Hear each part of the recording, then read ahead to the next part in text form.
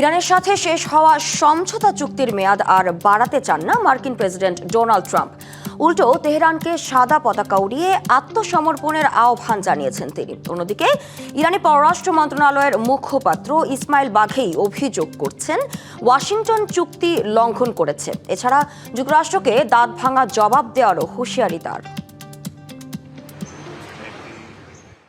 প্রায় 6 মাস ধরে চলছে যুক্তরাষ্ট্র ইরান সংঘাত। বেশ কয়েকবার আলোচনার পর দুপক্ষের মধ্যে একটি দ্বিপাক্ষিক চুক্তি স্বাক্ষরিত হয়। তবে চুক্তি ভেঙে আবারও শুরু হয় হামলা পাল্টা হামলা। অবশেষে সোমবার শেষ হলো 60 দিনের সমঝোতা চুক্তির মেয়াদ। মার্কিন প্রেসিডেন্ট ডোনাল্ড ট্রাম্প জানান চুক্তির মেয়াদ বাড়ানোর কোনো ইচ্ছা নেই তার। ইরানকে উদ্দেশ্য করে ট্রাম্প বলেন তেহরানের উচিত সাদা পতাকা উড়িয়ে আত্মসমর্পণ করা। ট্রাম্পের আরও দাবি ইরানের বিপ্লবী গার্ড বাহিনীর সাথে আলোচনা চলছে তার।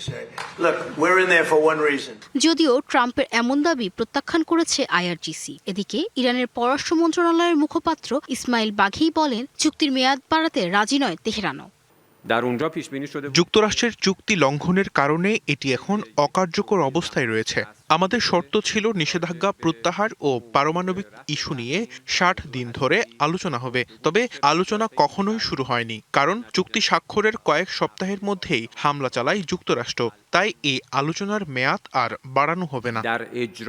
ট্রাম্প প্রশাসনকে আরও সতর্ক করে বাঘেই বলেন ইরান কোনো ধরনের হামলা চালালে তার দাঁত ভাঙা জবাব পাবে। অন্যদিকে চলমান উত্তেজনার মধ্যেই হরমুজ প্রণালীতে একটি জাহাজে হামলায় মারা গেছেন এক নাবিক। তবে কে বা কারা হামলা চালিয়েছে সে ব্যাপারে এখনও কিছু জানা যায়নি। Rahnuma Fermin, DBC news desk. নগদ নিয়ে এলো হার না মানা হার অফার। সর্বনিম্ন 10,000 টাকা রেমিটেন্স নগদে পাঠালে থাকছে স্বর্ণের হার জেতার সুযোগ।